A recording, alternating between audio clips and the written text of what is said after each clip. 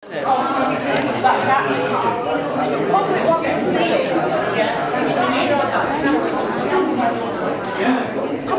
like any other organisation, but it's got to change. You can't have all these cosmetic things in place, like the IPCC. You know, these organisations, it's cosmetic. Yeah, dying, and it's not through mental illness. You don't suddenly go into custody because you've got mental illness. Mental illness. You know, these officers are safeguarding. Yeah, 15 years it's taken me, and I've had to go to the European Courts of Human Rights. If it hadn't been for the European Courts of Human Rights, I wouldn't have all this up. Now I've still, my brother, we thought we buried him in 2000. In 2011, I was to find out that somebody swapped his body and buried a 77-year-old woman. Do you know what I mean?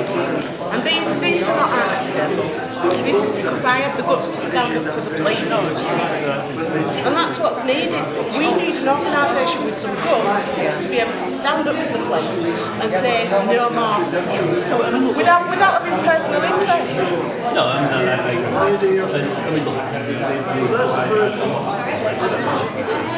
So have I, because I marked up with you. When you was brought in the hustings, I asked you a question then about how are you going to have powers to make the IPCC more transparent. And well, you said you were working on it, but I'm a member of the Families and Friends United Against Deaths in Custody, and over the years, I've met so many families who have gone through all of this and have all say the same thing about the IPCC, that they are a waste of space. You cannot trust them. They're not independent. They're there to protect the police susceptible, do you know what I mean? from dealing with directly families. It sets a precedent for our grandchildren. Yeah. It sets a precedent for your grandchildren, everybody's children in the future. What happens now? There's no trust out there in the police or the IPCC or the Crown Prosecution, because they all support and cover for each other and protect each other.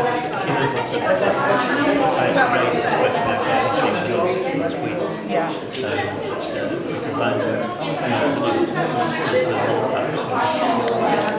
We believe you can't just give them more powers. It needs to be restructured. Over 65% of them are ex-police. Even losing our loved ones, and that's wrong. That is wrong. We believe we need a force that is accountable. And just like anybody else. Transparent, just like we are being transparent.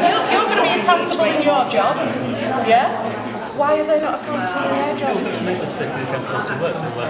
Of course, that's it. Well, since 1969, over 4,000 people have been murdered by the police and not one officer's been held accountable.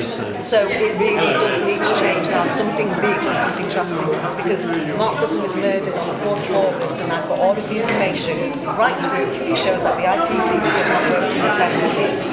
What they've done is covered for the police, lied, and even come out publicly twice and apologise to the family because of their incompetence, because they would seem to be more concerned about protecting the police than investigating the police. When you can have Colin Sparrow, the lead investigator of our case, Mark Duggan's case, Colin Sparrow, IPCC, he actually sanctioned the removal of the cat from the scene that Mark was in. He told him the police, Metropolitan Police told him there was no evidence on the cat. So on the phone call, he's allowed them to move that cat from the scene. On the travel, the cab was approved to have some evidence on the outside. So the cab was then brought back, but it left the scene sealed.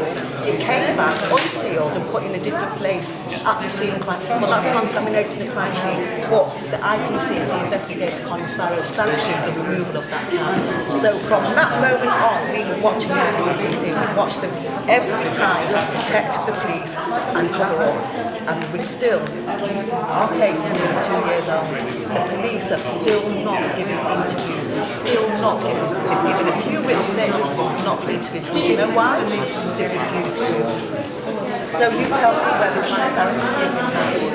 Tell me how they're dealing with this. It's nearly 2 years. And we still know more now about Mark's death than we did at the beginning. My sister, Mark's mother, answered one question. Why were you found here? Do you know now? they still can't tell us. They say they can't tell us because of this sensitive secret information, the ripping all that now music. So we don't know anything. What we're doing though, between the IPCC and the media, is creating this smear campaign. So all the delays are being used to spread a smear campaign against my family to say that we started the uprising and riots. So we're a dangerous family. Mark was a dangerous gangster, although he didn't have a criminal record, and he was on his own going lonely. When he was stopped by 31 police officers and 11 of them were armed. He had tasers, but he didn't even bother ringing the taser out. Why? Because he knew what he was going to do. He went out purposely to execute my nephew Mark on the 4th of August, and that's what he did. And that's why we're getting nothing, because 31 of them officers have got to get their scores to correlate. So we need something done.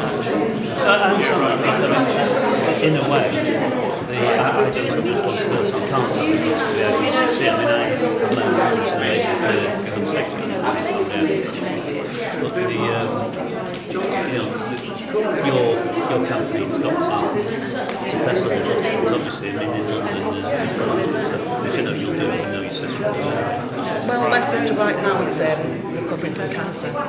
From Mark's death, his death killed his father, and it's now his mother's up. So, the devastation and the shock and the delays. Mark's father died. He wanted justice for his son, died of not getting justice for him. Nobody batted an eye. Nobody seemed to care about our family.